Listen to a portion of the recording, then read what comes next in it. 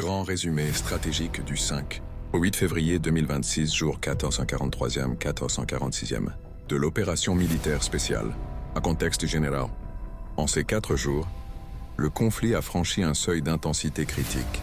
L'armée russe a mené des offensives coordonnées sur plusieurs axes. Soumis, Donetsk, Lugansk, tout en lançant une campagne systématique de destruction du réseau électrique ukrainien. En parallèle, les forces ukrainiennes ont riposté par des frappes profondes sur les régions russes de Belgorod, Bryansk, Koursk et Rostov, causant des pertes civiles et des dégâts énergétiques massifs. Un échange de prisonniers 157 contre 157 a eu lieu, contrastant avec la violence croissante sur le terrain. Dans ce rapport, on décrypte carte en main les avancées tactiques, les points de rupture et ce qui va vraiment se jouer dans les 7 prochains jours. Front Nord, soumis à Kharkiv. La Russie déchire la frontière. Percée transfrontalière russe, 6-8 février. Popovka conquise, 5 février. Nouveau secteur franchi, district de Krasnoyarsk. Glushkovka libérée, 8 février. Tête de pont de 20 km² dans le district de Slobojansky. Objectif russe. Approfondir le plateau de 9 km sur l'axe.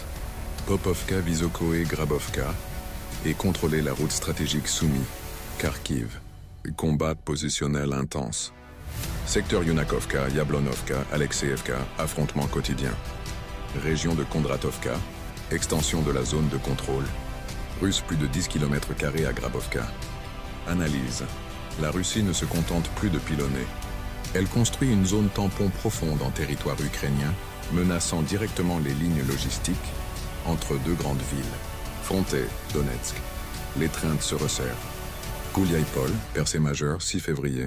6 km² conquis au-delà de la rivière Gaïchur. Progression de 2 km au nord de la périphérie de Zaline. Reprise du nord d'Ivanovka.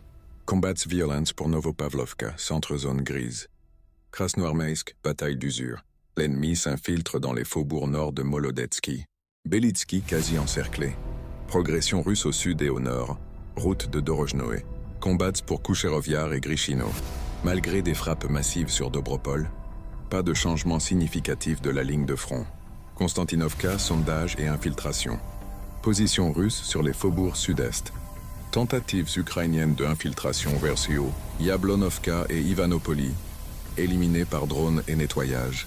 Manuel, TM-62, grenades. Flank sud actif, nord stable. Severny, Krasny Liman, avancée urbaine. Prise de Pinchkov Yar et position nord de Masliakovka. Progression russe vers le quartier communal et la gare routière. Combats au sud-ouest,